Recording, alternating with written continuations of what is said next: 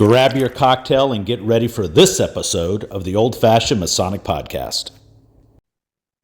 Welcome to the Old Fashion Masonic Podcast, where we talk all things Freemasons while drinking an old fashioned. I'm Brian, and anybody that's watched this podcast for a variety of different reasons knows this face. So I'll jump right into it. We have Right Worshipful. I know in some jurisdictions you'll say, Bird, why is it not Most Worshipful? I know what I'm doing here. Right Worshipful, Brad Billings. Brad, welcome to the show. Thanks for having me. I don't have an old fashioned. I'm at a hotel, and I said I'd like an old fashioned at the bar downstairs. They said, "What's that?"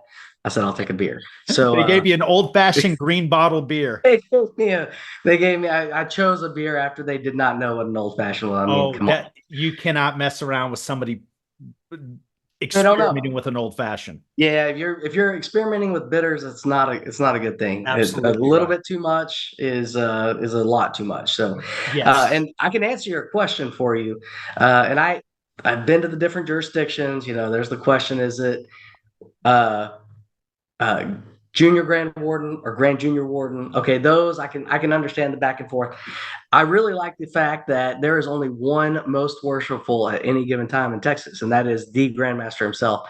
Because I've been in rooms literally where it's Most Worshipful, Most Worshipful, Most Worshipful. Well, you can only have one most. Who is the most of the Most Worshipful? So that's one of the traditions that Texas has that I like. I also tell people I was happy to be right again after a year of not being right. So anyways, it's fun, and I enjoy the way that we do it, and I think it has meaning. I certainly understand other jurisdictions and what they do. So yeah, no, I like it. So we have a series that we've launched. It's called Debatable, where we throw a couple of topics out. Somebody picks a pro and con before they even know what the topic is, so they have to own that. Oh yeah. And so I think we're going to throw that out there. I think that's going to be one of our new debatables because I could make some arguments one way or the other. So before I digress, it's hard to think about though if you've never processed it. But I was like, why do we do that? And then I really thought about it. I could buy the theory. I could also argue against it. So, but before we get into any arguments, so everybody in Texas knows who you are. So I don't know about that. Maybe a majority of the Masons know who I am. Okay. How about that? We'll take most of the Masons in Texas know who you are. But let's push the Masonic side. Let's push that off to the side. Why don't you just tell all of our listeners who's Brad the man? I knew you were going to ask that because you ask it every time. It's a thing. Somewhat of a corny question, so I'm going to give you somewhat of a corny answer. I'm a person who is truly happy, and I try to maintain that happiness, although sometimes it's easier than others. I've found a purpose and a passion, and I consider myself so blessed and thankful for that, because so many people in life just kind of float through. They don't have that passion that drives them. And so I'm very passionate about the things that I do and the things that I spend time in. I'm a person who believes in divine providence very, very heavily. I believe that God has a plan for us, and not that you can just sit back and let it happen to you. You have to actively participate in it. But if you do, your life will be so much greater because of it. And I'm a person who's very happy because of my family. My wife and I will tell you, we have a 5-year-old son, Grayson. He is the absolute light of our lives. Daily, he just mesmerizes us with, what he says or what he does or what he's learning. And of course, we're biased, but we think he's the greatest kid that there ever was. So getting to spend time with him like I did yesterday and like I will get to tomorrow night are really the highlights of my life. So I don't do a whole lot outside of Masonry. I tell people I don't bowl, I don't hunt. We're having a steak and cigar night on Friday with Masonry. So see, I incorporate all the things I like in with my Masonry. But that's basically it. My family and my Masonry, which is also my social activity at this point in my life. And so those are the things I enjoy. All right. Other than being which we're going to talk about, the Grand Secretary, you have to pay the bills somehow. What does one do in your life? So I've got a couple of things. Honestly, Grand Secretary takes up the vast majority of my time, and I do get compensated for it. So this thing right here, this is my iPhone. You can't see it because of the blurry background. Never stops, right? All day, every day. You're answering calls, you're answering emails, you're answering text, Facebook. People like to reach out to me on multiple different platforms, which I understand because I've been active on them for a while. So besides that, that's the day to day in and out. Majority of what I do. I work for a commercial energy company, and we basically supply energy for hotels, restaurants. Anybody that has like a lot with a bunch of businesses in it. Those are people that we try to help out in the day to day, and then. On side of that, I have a little cigar interest called Clouded Canopy Cigars, and I try to help develop cigars, true Masonic cigars for certain bodies, and I'm doing some of that stuff now. Luckily, I worked with the Grand Lodge in Mexico this year to produce their cigar, and I'm working with a few other cool things that we have coming up. You'll see them on Facebook before you see them anywhere else. So Nice. stay tuned. Well, hopefully we'll have that link so any of our listeners you can check down in the video description, and you can go right to that and see what Brad's working on. Absolutely, I'll get them to So, you. yeah, that'd be great. So walk us through your Masonic journey now from when you began and Okay. where you now you don't have to hit all 175 appendant bodies I that need you're another drink for that. Okay. yeah, All right. right. So Mhm. when you started up to well, now we know your grand secretary now, but take us from the beginning up to there. All right, and so I wrote them down, just so just I get it. highlights. And man, there's so much that's going to be missed in the highlights. But That's okay. I joined in 2006, late in October, so obviously couldn't get raised before 2007. So I was raised in February of 2007. Um, I was put on the kind of in masonry. I've done everything backwards. So if there's a way to do it, I found a way to do it backwards. Um, but I was put on a committee in our Grand Lodge in 2014 after being master of my lodge in 2011 and 2012. So we go June to June. So I was or June 24th, technically, St. John's Day. So I was worshipful master, then almost immediately. Because most of the time this takes a long time. I was put on a committee. Then after that, in 2015, I was Grand Junior Steward, which is an appointed Grand Lodge position. Yep. And then 2017, I was District Deputy Grand Master.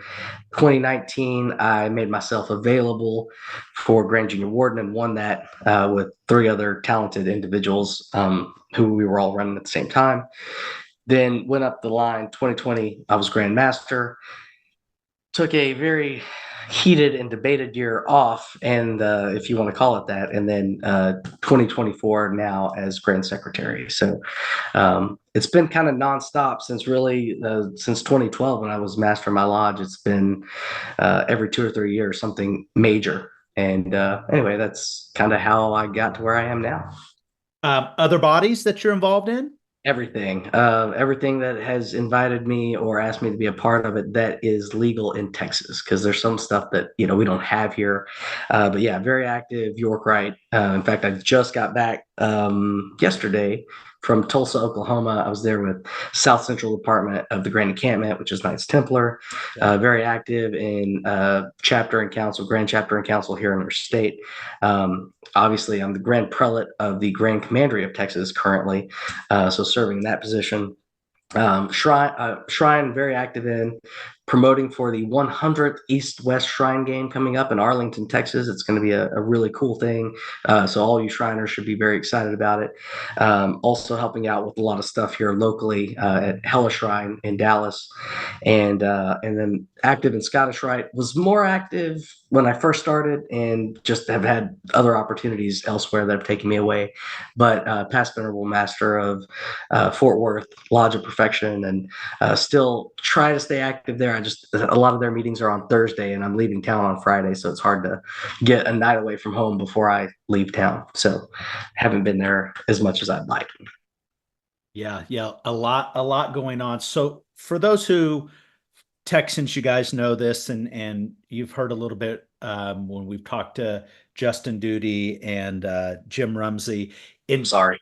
Right, I know. Condolences. Yeah, for sure. So in Texas, for you listeners, you heard Brad say make himself available. So in our jurisdiction, the grand or the deputy grand master, he'll appoint somebody that'll be basically put up for election. Now in Texas, they could have 1, 2, 6, 7, 8, 10 people running for a position, and then the elections. And when they make themselves available, this is something that I've learned. Basically, they go around. It reminds me of this little traveling town hall. They go around to these places and they get asked questions, and then it gives folks enough information to they can make a vote later. Am I assessing that? Yeah, I think a lot of those, what you're calling, Town halls. We that most people have their minds made up before they get there. They know the candidates. Very few people have made themselves available without first having gotten around and made the circuits and talked about what they want to do and those kinds of things. So a lot of times they're more of a formality. But what I really like about Texas is, the Grand West, which is what we call our membership, the voting members, which are past masters, current lodge, worshipful masters, senior warden, junior wardens, although the worshipful master typically carries the vote. Yep. That is the Grand West. They decide, they alone, right, wrong, or indifferent. They're the lone decider of who does what resolutions are adopted or not adopted.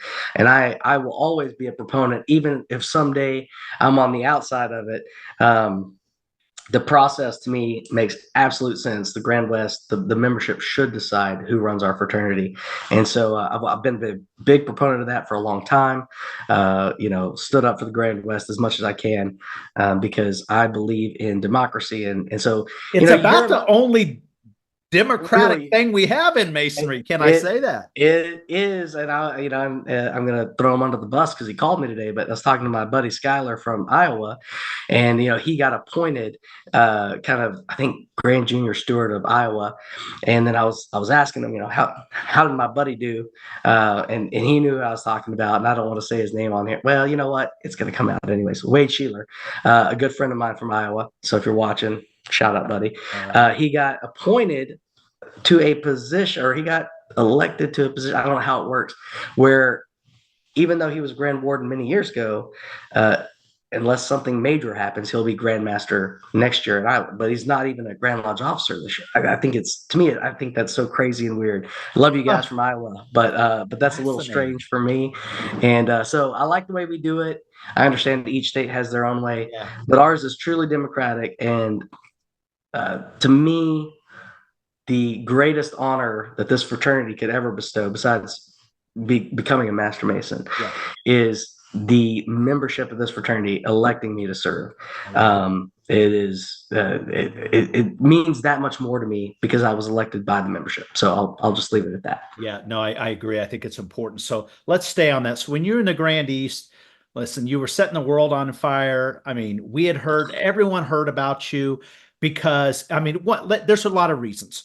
You got out there, you were a young, fresh face. I mean, Masonry, I mean, you're definitely younger than I am, but this face, I mean, our face is even older in Masonry. So that was the thing that got it. You were out there, you're just 24/7, you were using social media. So around the United States, I'd argue in some parts of the world, because we talked to a lot of people around the world on the podcast, they knew who Brad was. So push all that to the side.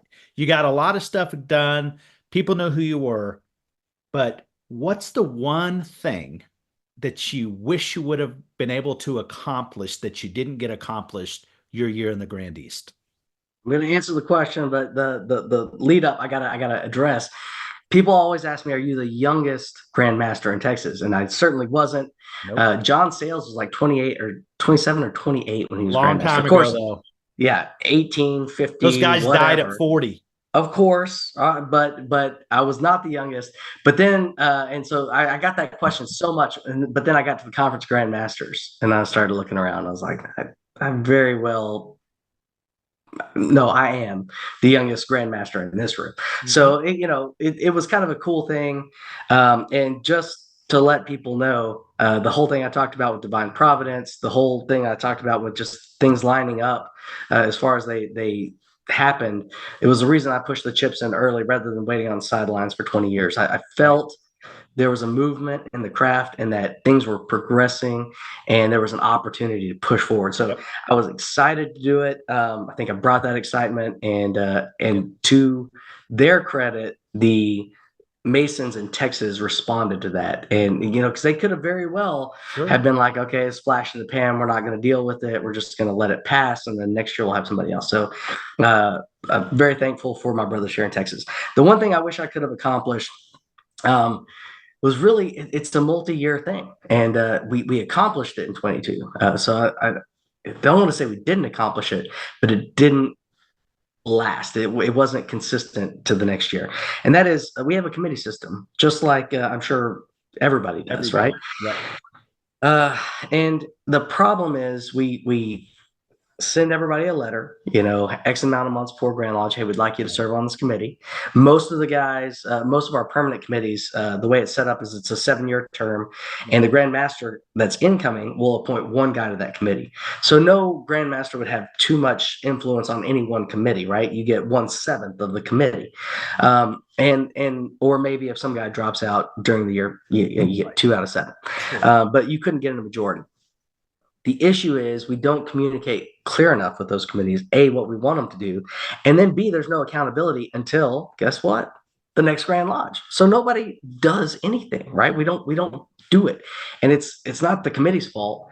Now, you could say it's the members' fault that they accepted something, they should have done something with it, they should have pushed.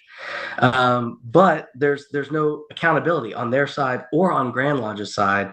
And so what we did in 22 is we established 2 committee days. And we said, look, you don't have to do anything, but you're going to have to get up here in front of all your peers as the chairman of your committee and explain why you have done nothing. Or, if you're scared, you send your vice chairman. And a lot of people, they responded to that. They said, okay, I know I've got this coming up. Now, they might have done something like 2 weeks before because they knew it was coming up, but they did something. And that is important. So one of the ways I've tried to remedy that, now coming in as Grand Secretary, Grand Secretary is typically the brain trust, right? He's the guy that's there year in and year out. And that's what I hope to be for Texas going forward, to provide that continuity, that one point of contact of just consistency, because we really need that. We had 4 Grand Secretaries in 4 years. We could delve into that if you want to. Nobody's fault, just the way it happened. Yeah. And we lost some of that consistency. So coming back, that was one of the first things I wanted to establish. So I worked with the Grand Master, got the buy-in of the trustees, because I can't do anything on my own as Grand Secretary. You got to have the Grand Master's approval and hopefully the Grand Trustees for buy-in. I said, I want to establish committee days. I'm not going to run the meeting unless nobody else can make it. I don't want to run the meeting. I don't want to be in control. I want the consistency for our grand jurisdiction. We owe it to the members to produce on these committees, because the Grand Lodge is in session, 3-4 days a year. And then we have trustees meetings 3-4 days a year. The rest of the time, we're not doing anything as Grand Lodge, but the committees should be and could be. So to our Grand Master this year, Tommy Chapman, to his credit, he said, yes, you could do it. Work with me to establish a day. We have a day set up coming up in November, the weekend right before Thanksgiving, which hopefully is a kind of a dead weekend. And we've invited all the committee chairmen to come and tell us what you're doing, right? A little bit of peer pressure. It's also put the committee to work. Why be on a committee if you're not working? 100%. And this gives them an opportunity not just to work, but to show off their work. Like, we did this and here's what we're doing, right? And get people excited. Additionally, guys that are not on a committee, maybe they're not even worshipful master of their lodge yet, so they're not even eligible to be on a committee. Most committees, we have a few that you can not be you don't have to be a past master for, but they can come and observe and understand what Grand Lodge is doing, or what it's working towards, or where it's going. So it's good all the way around. And, for us, it costs us a meal for 100, 150 people that might show up. It's a very, very nominal amount to put the Grand Lodge, to put it in motion, to keep it in consistent motion. So I've worked with the Grandmaster this year, got buy-in from the trustees behind them. We're going to try to do 1 or 2 a year. And again, that should get the committees rolling. So it's a lot easier to take advantage of momentum than to start all over. Absolutely. And again, people start off with the best intentions, but I also understand life happens, right? Like I got a 5-year-old. I could have every intention of going home and doing X, Y, and Z. And he says, Daddy, I want to do this with you, or I want to go do that with you. Everything else is out the door, right? Absolutely. And that's life. That's reality. Yep. But just like business and life gives us deadlines and things that we have to get done, we should be doing that with our committees. It's the only way to really get them to truly understand, okay, we need this done by this time. Yep. And to push them in a positive direction. And like I said, on the other side, give them an opportunity to show off. They're doing all this work behind the scenes. Let's give them an opportunity to show the craft what they're doing. Because at Grand Lodge, you get such a small, your committee report is so small compared to what most of these committees actually do. Yep. Let's give them an opportunity to shine. So I think it's a win-win for everybody. We did it in 22. We did it successfully in 22. The problem was consistency, and you need a more consistent seat to push an idea like that from. And that's one of the things I'm trying to do now as Grand Secretary. So yeah, I've always thought the Grand Secretary position should be a multi-year term. That's just me for continuity. But our trustees in our lodges, for example, are 3-year terms because you need continuity, and there are staggered 3, but I'm not even going to get into that. So why do you think more men aren't joining Masonry? Oh, that's a loaded question. I'm gonna say something that might get me in trouble, but I feel like we are not inspiring the next generation to join. People ask me all the time, is your son going to join Masonry? I said, I hope so. I'm not going to push him. But if I can't inspire my son to join, if I can't show him how awesome this craft is, and I have to go ask him or beg him to become a member, sell him on the idea. If I've got to sell him on it, then I've already failed, right? Like you're already fighting an uphill battle. I've been a salesman most of my life. I think as Grand Secretary, I'm still a salesman on a lot of things. Sure. But if you've got to sell someone on the idea of what you're doing, you've already lost the battle, right? Yep. Instead, show people. I can't quantify it, but we had nearly 1,000 Masons, and the haters out there that don't like me, oh, there weren't 1,000 people signed in. Well, there were 50 or 60 people in the plaza, and we marched 3 blocks. I think it was 4 or 6 men across, all the way. It took an hour for me to get 3 blocks. And I was like, why is this taking so long? And then I turned the corner and saw the plaza, and I was like, there's nowhere to go. There's 1 million people here. So we had 1,000 people march at the Alamo, and if people want to say different, that's okay. But did we inspire people that were there? Absolutely. I was inspired. And I had pushed it for 3 years, and I had planned it, and I had hoped that it would happen. And I was still inspired by the massive turnout that happened. So I hope that if I was inspired, other people were inspired. I hope people that were walking by on the street that knew nothing of the Masons said, what in the heck's going on? And were inspired to at least look into us or check us out. And, Divine Providence has a lot of things that just kind of line up all at the same time. My Grand Order for that year was Chris Livingston, a very gifted, talented orator, and he is a lawyer by trade, so obviously he's got it down. He had this idea and this plan, did not communicate with me. I had no idea it was coming, but he had people yell, remember the Alamo. And as a Texan, it's our Thermopylae, right? You cannot get a higher shrine in Texas than the Alamo. So we're there with 1,000 men strong, screaming, remember the Alamo. And he had us do it 3 times. And I just remember the last time, I remember all of them, but the last time you heard it echoing off a building down the street. And it was just every hair on my body stood up. And if you're not inspiring people by doing something cool like that, then why do they want to be a part of something that just takes away their time? Business meetings are pretty standard and boring, right? But if you have those type of events, if you inspire them with something like that, it makes everything else worthwhile, right? It makes worth going through the business meetings, going through the chairs, becoming a past master so I can be a part of the Grand Lodge, so that I can get on a committee, so that I can maybe one day be a junior officer, and then maybe someday make myself available for the highest office in Freemasonry. Yep. If you're not inspiring people to do that, then we've missed the boat, because 100%. for selling somebody on something they don't want to be sold on is a losing proposition. No doubt about it. Okay, so we're not going to go into all the different photos we've seen of you in Grand Lodge, but there was a meme that was going around. Right. It was something like, and it's paraphrased, "This is not the masonry your grandfather had," or walk me through, tell me what you said. What was the context of that? So let me give you a little side story on this. I'm walking again. I'm Grand Prelate this year, so I'm at Grand Encampment in Utah, and I'm walking through, and my buddy, brother, friend from Florida looks at me and says, I got a bone to pick with you. And I'm like, oh, here, what did I do this time? Here we go. Yeah. And he's like, it's about that quote that you said about, this isn't my grandfather's masonry. And I shattered his dreams, because he was ready to fight with me. I said, I never said that. Bottom line, never said that. Okay. Someone had that quote.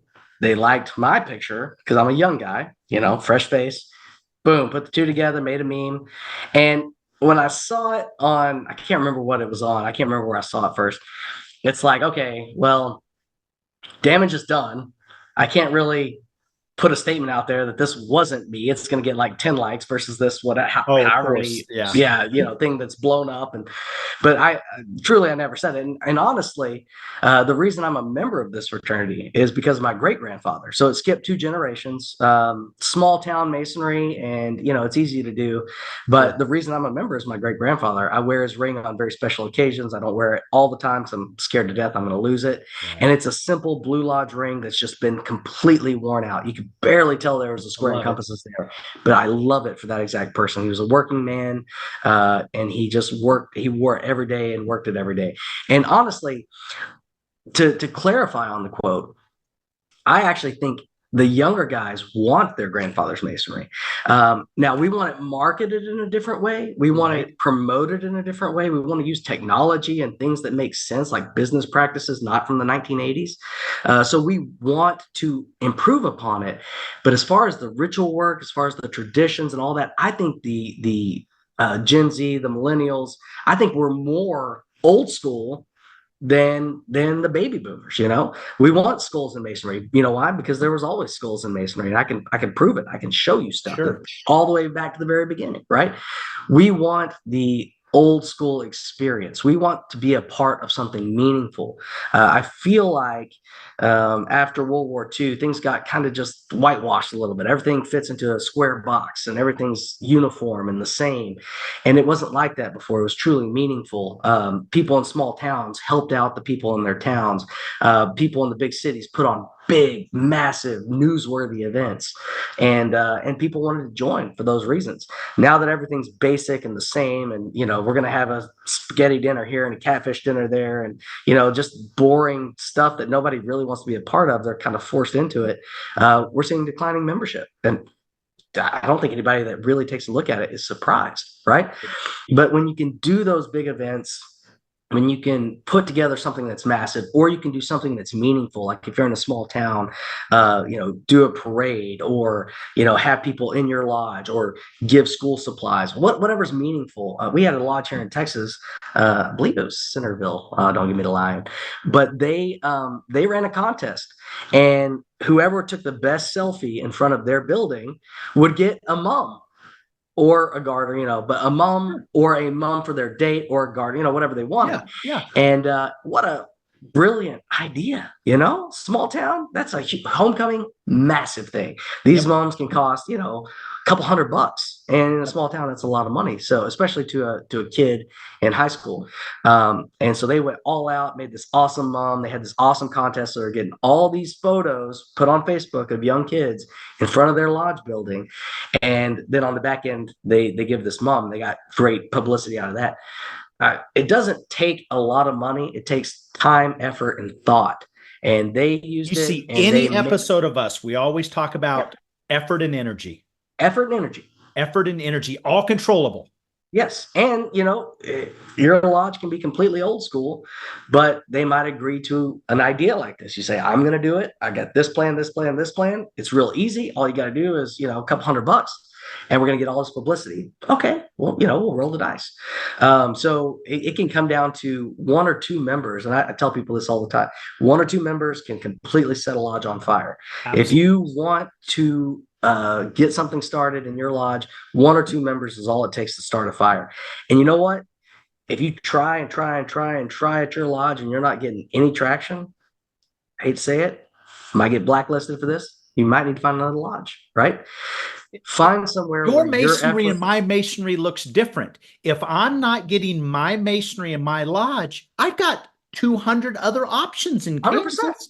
So 100%. There's nothing wrong with that. Your masonry and my masonry is different. There's nothing wrong with that. Yeah, and like like we were saying earlier, we can disagree and still get along, right? Like Right. it doesn't. You don't have to force stuff.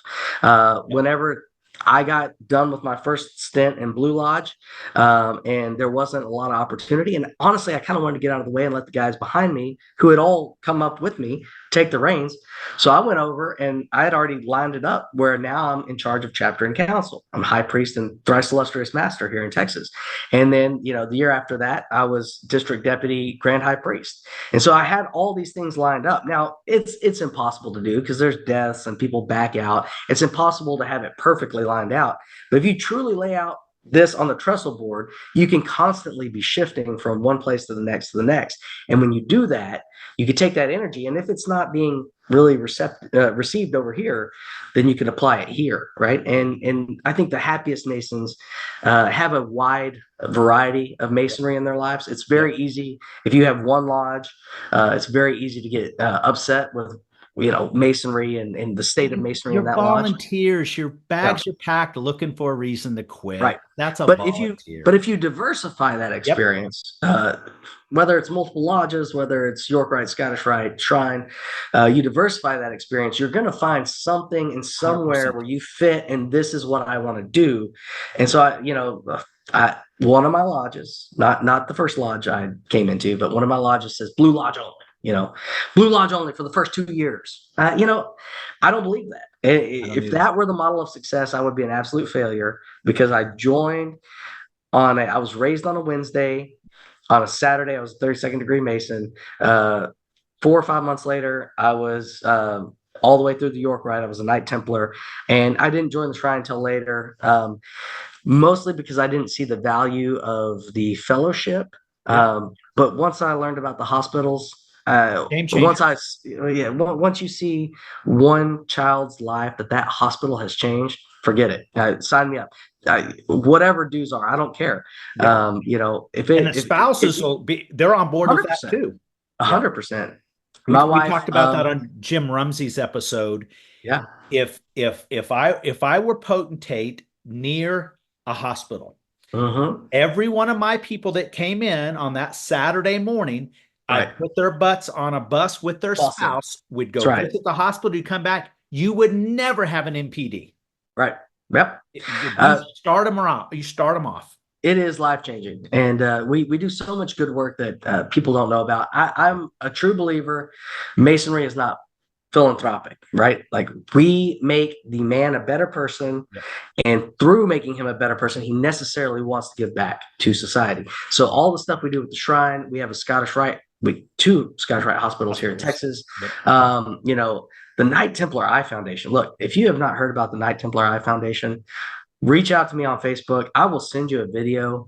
We're kids' lives, kids that can see, but they're going blind. And they know that they have a certain amount of time before they won't be able to see anymore. We're giving that kid sight. And there's nothing better. I mean, absolutely nothing better. You don't have to be a Knight Templar to support it. I think a life sponsorship's like $15 or $30 or something like that. To cure child blindness. If you're a Mason, check it out. I promise it's something that you want to be a part of. That's crazy. Crazy. That's crazy. So I'm gonna jump a little bit here on you. So newer question we've been asking for a while, as of late. magic pill. If there was a magic pill that would keep you your same age, but in perfect health for the next 150 years, would you take it? And it's only for you, for no one else. Would you take it? Why or why not? Absolutely not. No interest. I used to think when I was younger, oh, it'd be cool, like the vampires, they live forever and they get to see all the stuff throughout history.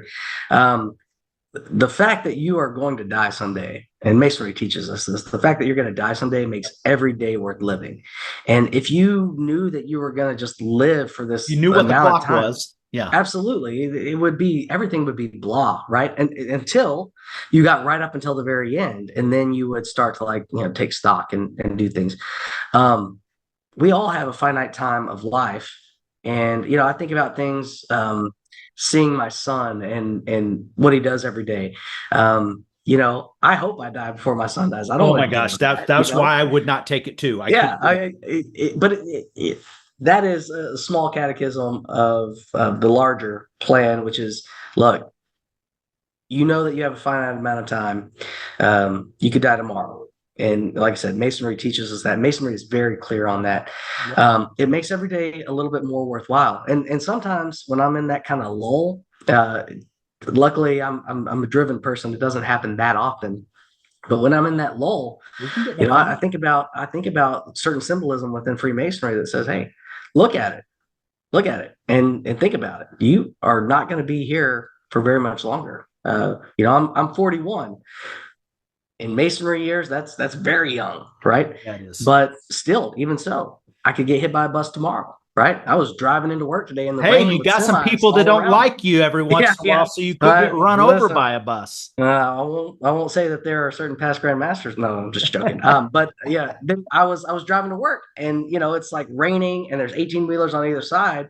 And I had that epiphany this morning before I looked at these questions that you had sent and asked me to think about. And I was like, man, today could have been the day, but that makes every day more worth living, more focused for me. And honestly, I've learned to really enjoy the seasons of life. Some days I wish I was younger again, and I wish I could do some of the things that I could do when I was younger. But I've learned to truly just sit back and understand in whatever moment you're in, take that second and get some perspective, because there are amazing things about my life now that I couldn't have had when I was in my 20s, right? When I was in my 30s. For lots of reasons. Absolutely. And it's kind of like everything, my son, every year he lives is the best year because he's doing something new or cool, or I'm excited. I think I hear that slows down at like 11 or 12 when they start to talk back more.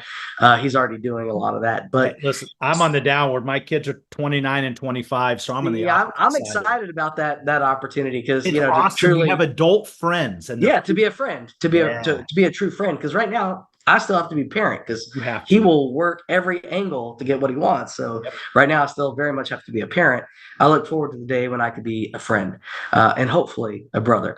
But I'm not going to push him in that direction, but I've learned to appreciate and understand the seasons of life, and that wherever you are, there are beautiful things that you should appreciate and reflect on day to day. So my 30s were better than my 20s, my 40s limited, and for the most part have been better than my 30s. I'm kind of worried about the 50s. I'm not gonna lie. Don't worry about it. It's awesome. All right.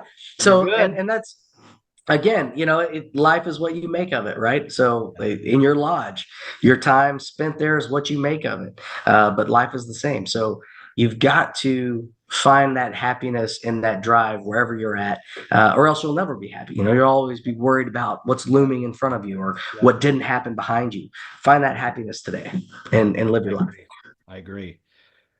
So before we get to the most important question of the podcast, I have to let you know, the last couple of years, you've had a lot of smoke coming your way. So I thought, you know what? We're going to continue to bring some smoke. Oh, bring the heat. So my good friends, Jim Rumsey and Justin Duty, have to give them some credit on this. Yeah. They helped me create this list. Oh, so Lord. On the screen, you'll see 4 things, and one of these has to go forever, like it was never invented, right? So Okay. on the screen, you'll see four things. Ooh. So you've got masonry, you've got cigars, you've got Texas Tech, and you've got some branded whiskey. One of these, my friend, That has looks to like go unbranded forever. whiskey. That looks like unbranded whiskey. So, well, I just didn't want to put any sort of things on that bottle. Mm-hmm. Mm-hmm. So everyone thinks when they come on, it's like, I know it's going to be a question. He doesn't let me know what it is, and it's going to be easier than I think. It's never easier than people think. So This one is impossible. First one's we know masonry's there, so Yeah. that's the Yeah. most unfair. Yeah. And now Hey, you gotta pick through two other things that you've mentioned on this episode. Can I say that if these four things don't exist, then I don't want to exist, and I'm the guy that's not in this equation? Well, so that would mean that your son would never exist, and you can't do that. Dang. All right. I gotta. If you want to try to play dirty, I gotta play dirty. So I'll say this. Out of the four, oh man, I'm going straight to the dumpster. I feel it. One. I know where you're going. It's Do red. you? Do you? It's red. Yeah. I mean, it's an impossible choice. The top two and the whiskey. Those are things that I do now in my current life. And I see. Even on the enjoy. smaller screen, I can see your eyeball popping that red. It's it would be terrible if it did happen, because we wouldn't have Patrick Mahomes, greatest quarterback in the NFL of all time. We wouldn't have Raider Red. We wouldn't have so many great things. But he would have went to UT and he would have done fine there too. So it's fine. No, sir. They would not have given him the opportunity. Look, he had to run for his life at Texas Tech because our offensive line was not that great during that time. And he had to run for his life, learn to scramble and make these crazy impossible plays. So that's what made Patrick Mahomes. But yeah, out of these three are consistent in my daily life, and one I love dearly, but haven't been as associated with it since I graduated in 06. So I can't even say it out loud, but you know what I'm talking about. So I'll say it for you because I was hoping this would be the one. So Red Raiders, you guys are out of here. An alum and a past Grand Master of Texas has shut you out. Man, I saw Justin Duty's, and it was way more of a softball. So I owe a phone call to both Jim Rumsey and Justin Duty, because that was absolute torture and terrible. Yeah. I had three others that I could have interchanged at any time, but maybe I'll save that for another episode. Yeah. Let's not do that. I don't want to. I've already made the hard choice. I don't have to do it again. So I like it. So, Brad, thanks for joining the Old Fashioned Masonic Podcast. Absolutely. Pleasure to be here. Thank you.